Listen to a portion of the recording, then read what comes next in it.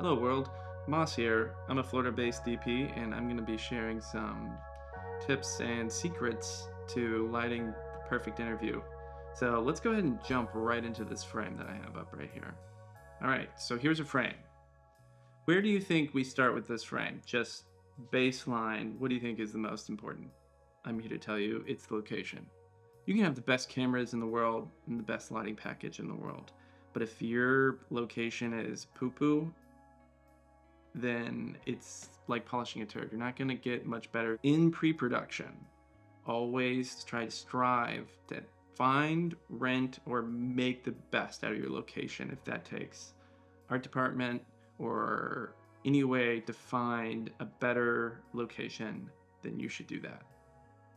This is why on movie sets and things like that, that people literally have location managers and people who it's their entire job to find and secure a location because it's that important. Not every time you have control over what location that you get to shoot in, but this is why we take the time in pre-production to really find the best possible spot with whoever you're filming with and find that location. So what constitutes a good location? Well, plenty of visual depth really helps. Plenty of natural motivation also helps.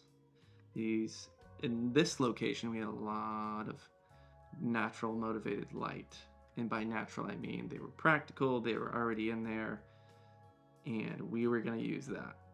If these things are already in your location, it's done half the job for you, as long as you're creating depth with the space that you put behind your subject. So don't put them up against a wall. That is like number one no-no. Don't do that, please.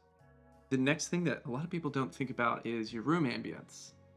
A lot of times you'll go into a room and it looks really nice, but you don't have any type of room level of exposure. So when you put in your key light or your backlight, it all looks sourcey and gross.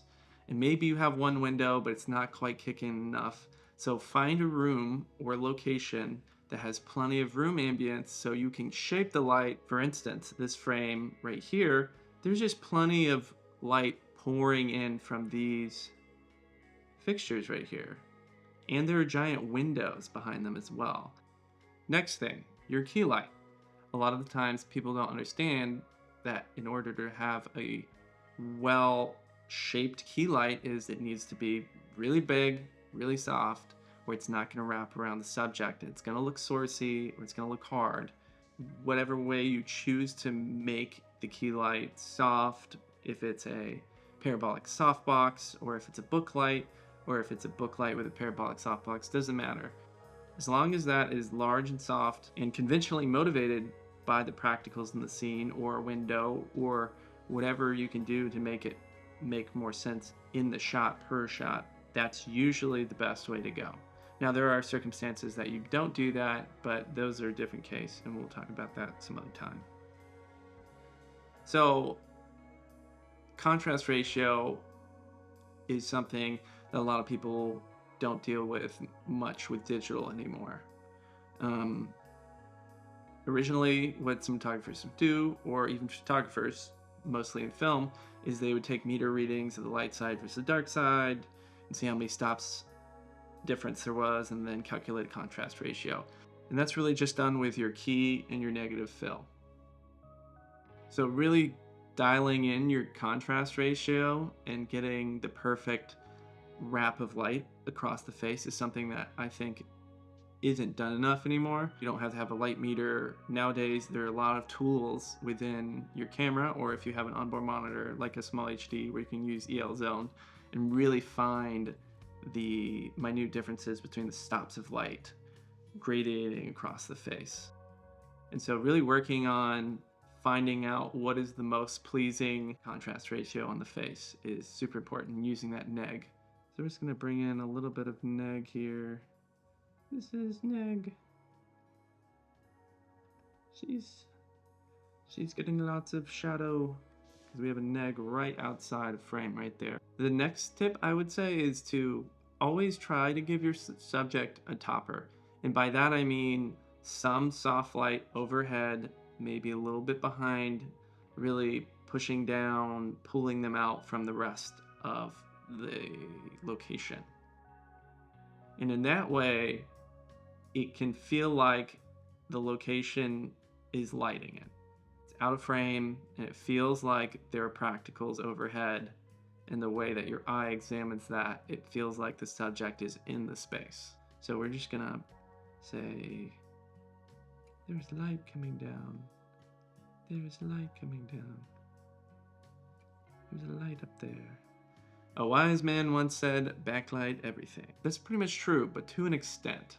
In some cases, a backlight isn't needed, but in most interviews, one is. And I would say, in this instance, the piece of advice that I would give is have a more subtle backlight that's really just picking up the shoulder, picking up the hair, and not really striking across, giving a hot spot across that cheek or anything like that. What happens a lot of times is people make more of a light sandwich with light coming from the front and the back. So we had a little backlight back here. Just coming across right there. Pulling her out from the frame. So those are a few things that I like to do when I'm lighting an interview. A good location, create some depth, make my key light wrap, bring in some neg, bring in the backlight, put a little topper over top.